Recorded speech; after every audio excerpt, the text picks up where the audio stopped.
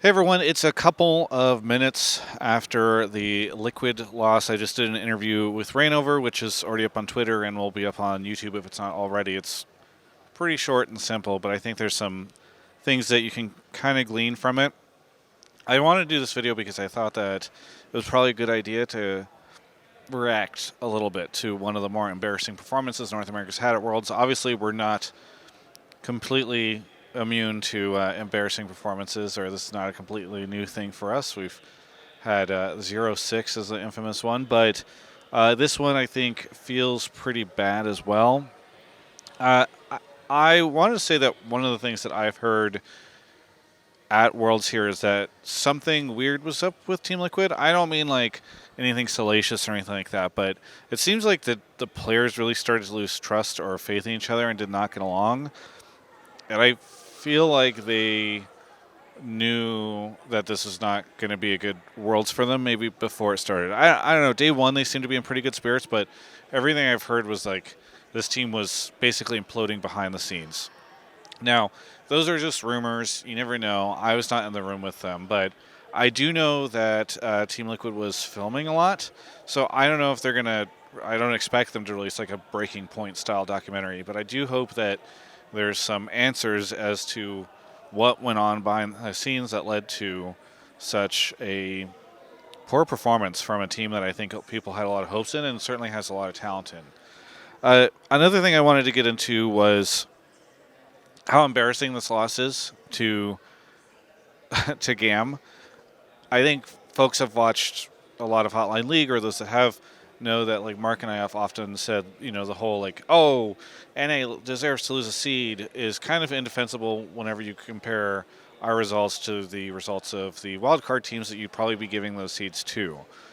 But obviously, just having our third seed, one having our fourth seed not be able to make it into play-ins, but also having our third seed just bust her out completely and then lose to the team from Vietnam, I think flies in the face of a lot of what Mark and I have said previously.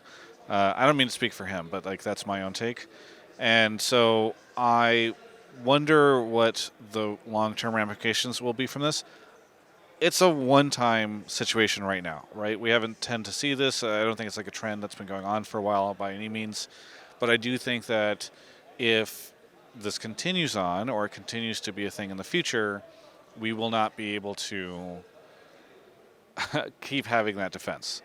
So I just wanted to flag it because I don't think changes need to be made right now, but I think there should be a lot more pressure on North America to make sure that this type of thing doesn't happen again in 2024. I've also seen already a lot of flaming of APA and Jan after their Worlds performance. I think it's important to recognize how new both of these players are.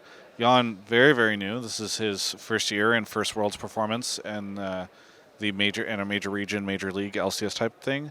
And then APA has not even had a full split underneath his belt. And so it's pretty disappointing. And I think maybe it's from some folks that maybe didn't watch LCS a lot or don't have the context there. But obviously, if you're underperforming on the world stage, people are going to be frustrated. I just think it's important to recognize the context of how long these guys have been around.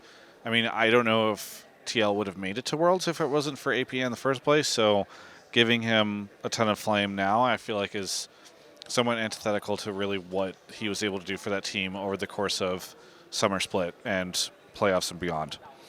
I do expect this roster to blow up. It's not a bold prediction. It's what you can say about almost every North American team after a Worlds run or after they fail to make Worlds or whatever. It happens more often than not these days. But I think what I really want to see is whatever they do next year be future-proofed, because I am pretty tired of North American teams, and I think Team Liquid is often the most obvious candidate of this.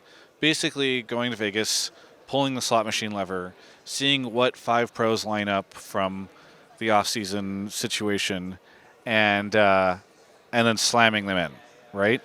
And seeing how that goes, and then if it doesn't get them to Worlds or it doesn't last well afterwards, pulling that slot machine again and seeing who pops up.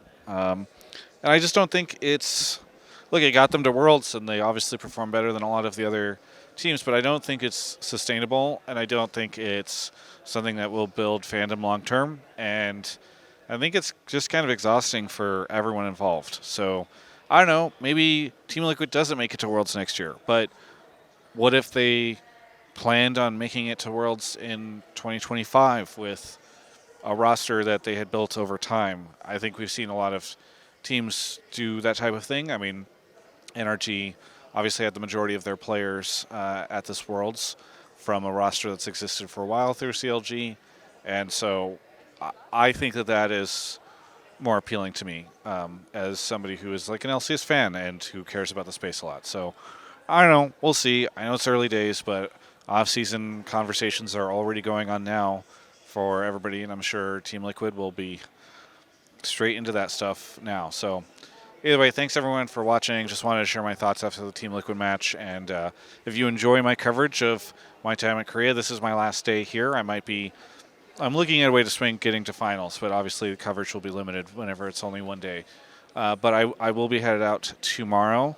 We still have some cool content that we've been making while we've been here that will trickle out on the channel over the course of Worlds. So stay tuned for that. We'll have coverage over Hotline League and all that. But if you did enjoy my coverage, please check the link in the description below.